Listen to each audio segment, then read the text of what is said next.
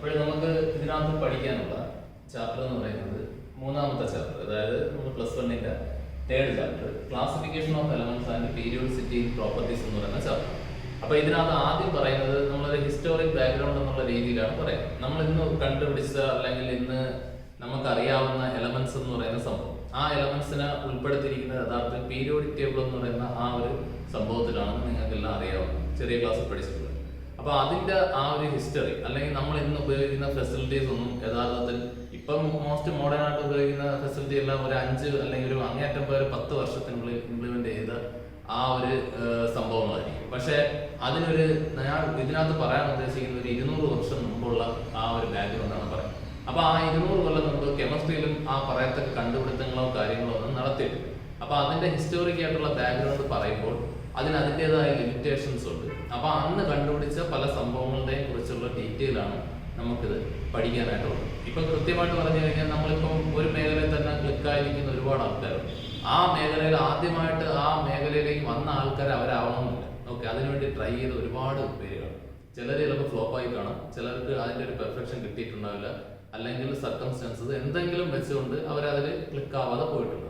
എന്ന് പറയുന്ന പോലെ തന്നെ നമ്മൾ ഇന്ന് ഉപയോഗിക്കുന്ന കെമിസ്ട്രിയിലെ സംഭവങ്ങളെല്ലാം ഡയറക്റ്റ് കണ്ടുപിടിച്ച ആൾക്കാർക്ക് മുന്നേ ഒരുപാട് ആൾക്കാർ അതിനുവേണ്ടി ശ്രമിച്ചിരുന്നു. അതാണ് നമ്മൾ ഇതിനകത്ത് ആദ്യം പറയുന്ന സംഭവം. ഓക്കെ, ഇതിനകത്ത് ആദ്യമേ നമുക്ക് പറയാനുള്ള പേരാണ് ഡോബ്രെയ്നർ എന്ന് പറയും. ഓക്കെ, നിങ്ങൾ ഈ പേരുകൾ ജസ്റ്റ് ഒന്ന് ഓർത്തിരിക്കുക, ടെസ്റ്റിൽ പിന്നീട് നോക്കിയാൽ മതി. ഇതിപ്പം നമുക്ക് ഈ പേര് ഒന്ന് കേട്ട് വെച്ചിരിക്കുക.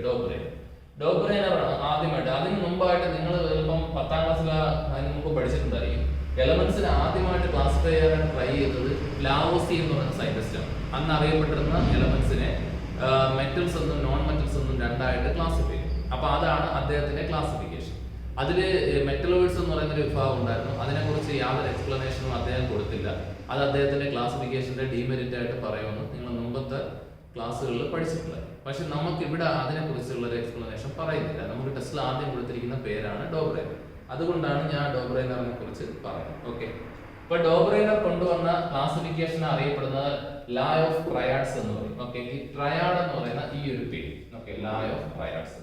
ട്രയാഡ്സിന് നമ്മൾ സാധാരണ മലയാളം മീഡിയത്തിലൊക്കെ പഠിച്ച ആൾക്കാരില്ലാത്തതുകൊണ്ട് പറയാത്ത ത്രികങ്ങൾ എന്നൊക്കെ ഉള്ള ആ ഒരു രീതിയിലാണ് പറയുന്നത്. ട്രയാഡ്സിനെ നമ്മൾ പറയുന്നത് ത്രികങ്ങൾ എന്ന് പറയും. ഓക്കെ, അപ്പൊ അതൊന്ന് ആ പേരൊന്ന് കേട്ട് വെച്ച് നിങ്ങളിപ്പം ഇനിവേ മലയാളം മീഡിയത്തിൽ പഠിച്ചവരായിരുന്നാലും +1 വരുമ്പോൾ ഇതെല്ലാം ഇംഗ്ലീഷ് തന്നെ പഠിച്ചേക്കുള്ളൂ, ഞാൻ പറഞ്ഞു തന്നെയുണ്ട്. അപ്പം ട്രയാഡ്സ് എന്ന് പറഞ്ഞാൽ ത്രികങ്ങളാണ്. അപ്പൊ ഇത് ഇൻട്രൊഡ്യൂസ് ചെയ്ത ആളാണ് ഡോബ്രെയ്നർ എന്ന് പറയും. ഓക്കെ, ഇദ്ദേഹം പറഞ്ഞെന്ന് പറഞ്ഞു കഴിഞ്ഞാൽ അന്ന് അത് ക്ലാസിഫൈ ചെയ്തതിന്റെ മെത്തേഡ്, അതായത് അന്ന് വളരെ കുറച്ച് എലമെന്റ്സേ ഉള്ളൂ. നമ്മൾ അറിയാമല്ലോ, ഇന്നിപ്പം 118ഓളം എലമെന്റ്സ് കണ്ടുപിടിച്ചിട്ടുണ്ട്. കംപ്ലീറ്റ് ഡീറ്റെയിൽസ് ഒന്നും വന്നിട്ടില്ലെങ്കിലും നമ്മൾ പീരിയോഡിക് ടേബിൾ എടുത്ത് നോക്കിക്കഴിഞ്ഞാൽ 118ഓളം എലമെന്റ്സ് ഉണ്ട്. പക്ഷെ അതിനകത്ത് തന്നെ നമ്മൾ അന്ന് ഇപ്പം ഒരു 200 കൊല്ലം മുമ്പ് ഇവർ ജീവിച്ചിരുന്ന കാലഘട്ടത്തിൽ കൂടിപ്പോയാൽ 30 എലമെന്റ്സ് ഒക്കെ കാണും. അതിൽ സിമിലർ പ്രോപ്പർട്ടീസ് കാണിക്കുന്ന 3 എലമെന്റ്സിന് വീതം സെലക്ട് ചെയ്ത് ഓരോ ചെറിയ ഗ്രൂപ്പുകളായിട്ട് ക്ലാസിഫൈ ചെയ്യും. ആ ഓരോ ചെറിയ ഗ്രൂപ്പുകളെയും പറയുന്ന പേരാണ് ട്രയാഡ്സ് എന്ന് പറയും. ഓക്കെ, അതിന്റെ മലയാളം നമ്മൾ പറയുന്നത് ത്രികങ്ങൾ എന്ന് പറയും. അപ്പൊ ആ 3 എലമെന്റ്സും പ്രോപ്പർട്ടീസിൽ സിമിലാരിറ്റി കാണിക്കുന്നു എന്നതാണ് അതിന്റെ അർത്ഥം. വ്യക്തമായല്ലോ? അപ്പൊ അതിന് എക്സാമ്പിൾ ആയിട്ട് ടെസ്റ്റിൽ ഒരു 3-4 ബാച്ച് കൊടുത്തിട്ടുണ്ട്.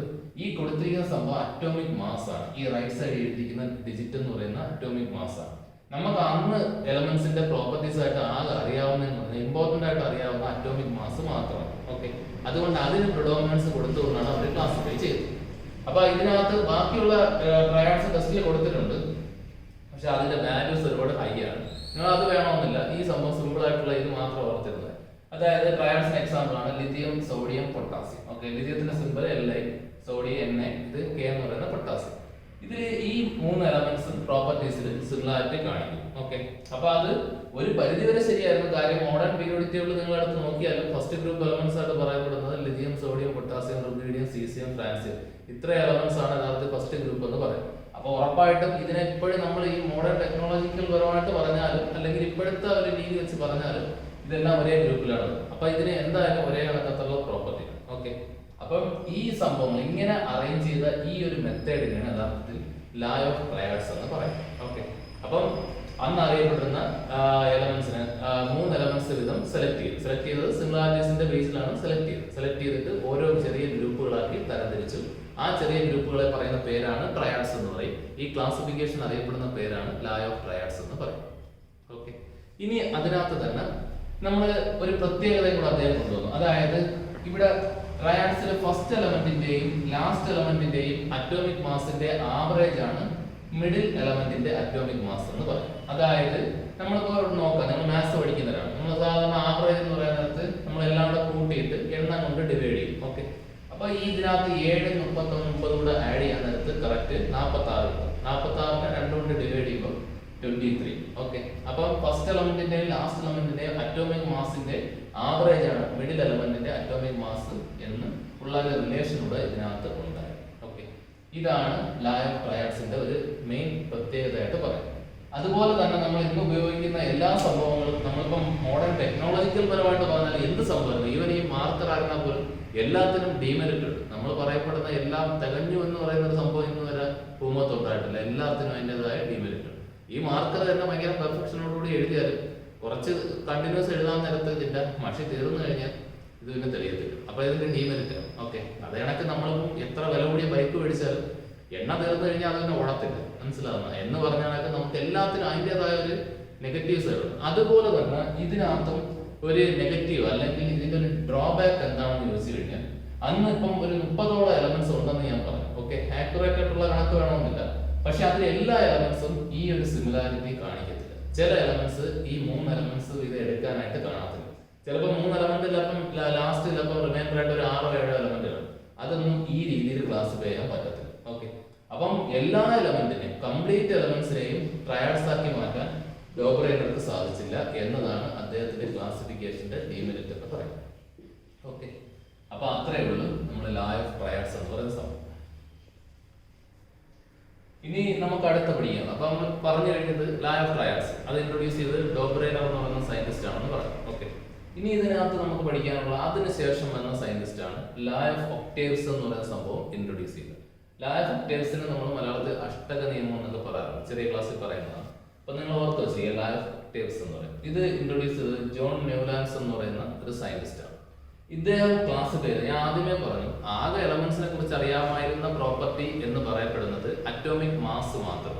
അപ്പൊ ഈ അറ്റോമിക് മാസിന്റെ ഇൻക്രീസിങ് ഓർഡറിൽ ആണ് ഈ പറഞ്ഞ ന്യൂലാൻഡ്സ് എലമെന്റ്സിനെ ക്ലാസിഫൈ ചെയ്തത്. ഓക്കെ, ആ ക്ലാസിഫൈ ചെയ്തതിൽ തന്നെ ഒരു പ്രത്യേകത ഇവിടെ ഉണ്ടായിരുന്നു. 8ാമത് വരുന്ന ഓരോ എലമെന്റ്, മനസ്സിലായി, 8th എലമെന്റ് എന്ന് പറയുന്നത് 8ാമത് വരുന്ന ഓരോ എലമെന്റിന്റെയും പ്രോപ്പർട്ടീസ് ആദ്യത്തേതിന്റെ റെപ്പറ്റീഷൻ ആണെന്ന് അദ്ദേഹം ആ ഒരു റിലേഷൻ ആണ് കൊണ്ടുപോകുന്നത്. അതായത് ഫസ്റ്റ് എലമെന്റ് നമ്മൾ പറയാം, ഞാൻ ഇപ്പം ടെസ്റ്റിൽ ഇങ്ങനെ കൊടുത്തിട്ടില്ല, നിങ്ങൾക്ക് അറിയാൻ വേണ്ടി ഇങ്ങനെ എഴുതിയിട്ടെന്നല്ല.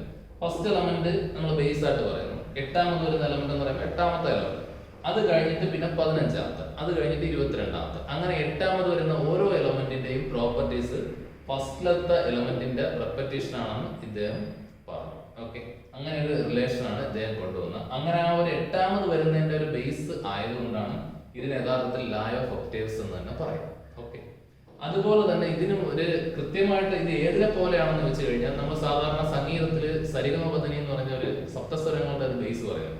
അതിൽ സരിഗമ പദനി എന്നുള്ളത് 7 സ്വരങ്ങളേ ഉള്ളൂ, അത് കഴിഞ്ഞിട്ട് സായാണ് റിപ്പീറ്റ് ചെയ്യുന്നത്. ഓക്കെ, അതുപോലെയാണ് ഇതെന്ന് ഇപ്പൊ മ്യൂസിക്കൽ നൊട്ടേഷൻ എന്ന് പറയുന്ന സംഭവം എല്ലാ ലാംഗ്വേജിലും ഉള്ളതാണ്. അപ്പൊ അതുപോലെയാണ് ഇതെന്ന് ഇദ്ദേഹം പ്രസ്താവിച്ചത്. ഓക്കെ, അതുകൊണ്ടാണ് അതും കൂടെയാണ് ഇതിനെ കറക്റ്റ് ഈ ഒരു പേരിൽ അറിയപ്പെടുന്നത് എന്ന് പറയുന്നത്, ലാ ഓഫ് ഒക്ടേവ്സ് എന്ന് പറയും. ഇതിലും ഒരു ഡ്രോബാക്ക് എന്താണെന്ന് ചോദിച്ചു കഴിഞ്ഞാൽ, നമ്മൾ ഈ നേരത്തെ പറഞ്ഞ ആ ഡ്രോബാക്ക് പോലെ തന്നെ ഇത് ലാ of octaves obeys only up to calcium എന്ന് തന്നെ പോയിന്റ് ആയിട്ട് ടെസ്റ്റിൽ തന്നെ കൊടുത്തിട്ടുണ്ട്. അതായത് നിങ്ങൾ ആ ലാ ഓഫ് ഒക്ടേവ്സിന്റെ ഒരു ടേബിൾ ടെസ്റ്റിൽ പറയുന്നുണ്ട്, അതെടുത്ത് നോക്കിക്കഴിഞ്ഞാൽ ലാസ്റ്റ് കൊടുത്തിരിക്കുന്ന എലമെന്റ് അതിൽ കാൽസ്യമാണ്. കാൽസ്യം കഴിഞ്ഞിട്ട് എലമെന്റ്സ് ഉണ്ടായിരുന്നു, പക്ഷെ ആ എലമെന്റ്സ് ഈ പറഞ്ഞ ലാ ഓഫ് ഒക്ടേവ്സ് ഒബേ ചെയ്യുന്നില്ല. ഓക്കെ, അപ്പൊ അത് ഈ ഒരു ക്ലാസിഫിക്കേഷന്റെ അല്ലെങ്കിൽ ഈ ഒരു രീതിയുടെ അല്ലെങ്കിൽ വർഗീകരണത്തിന്റെ ഡീമെറിറ്റ് ആയിട്ട് നമുക്ക്